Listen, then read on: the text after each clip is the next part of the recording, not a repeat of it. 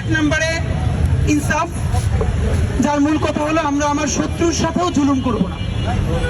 আমাকে যে ভোট দিবে না, আমি জানি সে কেন্দ্রে গেলে আমাকে ভোট দিবে না, তবুও সে যেন আমার বিরুদ্ধে গিয়ে নির্বিঘ্নে কেন্দ্রে আমার বিরুদ্ধে ভোট দিয়ে আসতে পারে, সেই অধিকার রক্ষা করে আমাদের সব থেকে বড় লড়াই। সে আমাকে বলবে আমি তোমাকে ভোট দিব না, আমার যদি অনেক ক্ষমতা হয় তবুও সে ভোট দিবে না জানা সত্ত্বেও আমার বিরুদ্ধে গিয়ে ভোটটা দিয়ে আসতে পারবে, কোনো থ্রেট ছাড়া, হুমকি ছাড়া। সেই অধিকার প্রতিষ্ঠা করতে হবে, এইটাই হলো ইনসাফ। আমরা আমাদের শত্রুর সাথেও কোনোদিন জুলুম করব না, হতেও দিব না, নাম্বার 1। নাম্বার 2, আমাদের হচ্ছে সততা। ইতিমধ্যে গত 2 বছরের অ্যাক্টিভিজমে আমরা যে সততার নজির, আমি এবং আমার টিম, আবার বলছি, আমাদের টিমের 51 নম্বর সদস্যের বিরুদ্ধে বাংলাদেশে কোনো আর্থিক অসততার এলিগেশন কেউ তুলতে পারবে না, এটা আমরা দায়িত্ব নিয়ে বলছি। আল্লাহ যদি আমাদেরকে এম্পাওয়ার্ড করেন, তখনও আমাদের সততার ব্যাপারে আপনারা ইনশাআল্লাহ আরো বেশি জানবেন এবং আপনারা এটা নিয়ে হ্যাপি থাকবেন। নাম্বার 3, স্বাধীনতা। 54 বছর হয়েছে বাংলাদেশ রাষ্ট্র তৈরি করতে পারি নাই। কখনো এখানে ভারতপন্থী রাজনীতি, কখনো পাকিস্তানপন্থী রাজনীতি, বাংলাদেশপন্থী রাজনীতি। শহীদ প্রেসিডেন্ট জিয়াউর রহমান যেটা শুরু করে গিয়েছিলেন, আল্লাহ ওনাকে জলদি নিয়ে গেছে, আমাদের আফসোস। শহীদ প্রেসিডেন্ট জিয়াউর রহমানের দলও আজকে সেই রাজনীতিটা কতদূর আগায় নিবে আমরা নিশ্চিত হতে পারছি না। আমরা আপনাদেরকে জানাই, যদি বাংলাদেশের রাজনৈতিক দলগুলো সেটাই ব্যর্থ হয়, সেই স্বাধীনতার লড়াইয়ে আমরা ইনশাআল্লাহ নতুন রাজনৈতিক ফ্রন্ট হয়ে উঠব। এবং এই স্বাধীনতা মানে আমরা শুধু কাগজে কলমে একটা বাংলাদেশ লেখা বুঝাই না, সিদ্ধান্ত গ্রহণের স্বাধীনতাকে আমরা বুঝাই।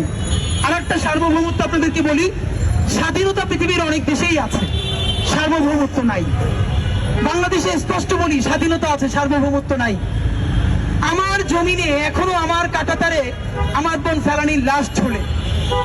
আমার প্রাণকেন্দ্র ঢাকায় আমার ভাই বুয়েটকে, আমার আপনারকে বুয়েটের মধ্যে দিল্লির আধিপত্যবাদ নিয়ে প্রশ্ন করায় সারা রাত পিটিয়ে হত্যা করা হয় এবং তার কোনো বিচার করা হয় না। এরকম একজন আপনারের গল্প আমরা জানি। শিবিরের নাম দিয়ে এরকম অসংখ্য আপনারকে গত 15 বছরে বাংলাদেশে শহীদ করা হয়েছে।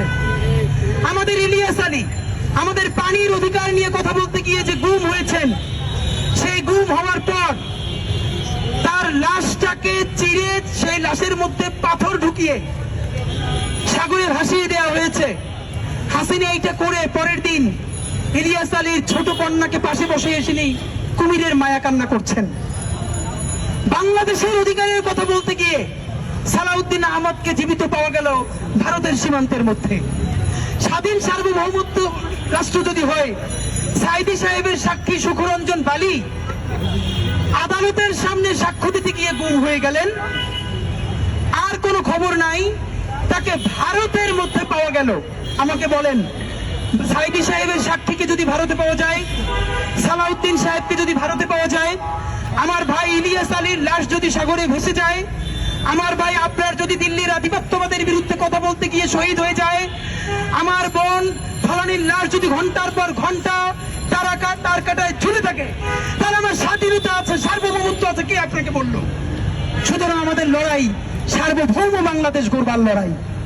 যেই বাংলাদেশের সীমান্ত, যেই বাংলাদেশের স্বাধীনতা, যেই বাংলাদেশের সমস্ত সিদ্ধান্ত গ্রহণ করবে, একক কোন রাজনৈতিক দল নয়, কোন বিদেশি বন্ধু নয়, সিদ্ধান্ত গ্রহণ করবে বাংলাদেশের জনগণ। এবং সেই লড়াইয়ের যে রাজনীতি, সেই রাজনীতি ওসমান হাদিদের রাজনীতি, বাংলাদেশের রাজনীতি। আমি মনে হয় আমাদের নির্বাচনী ইশতেহার আপনাকে বলে দিতে পারলাম। আশা করি আমরা ক্লিয়ার করতে পেরেছি। Thank you.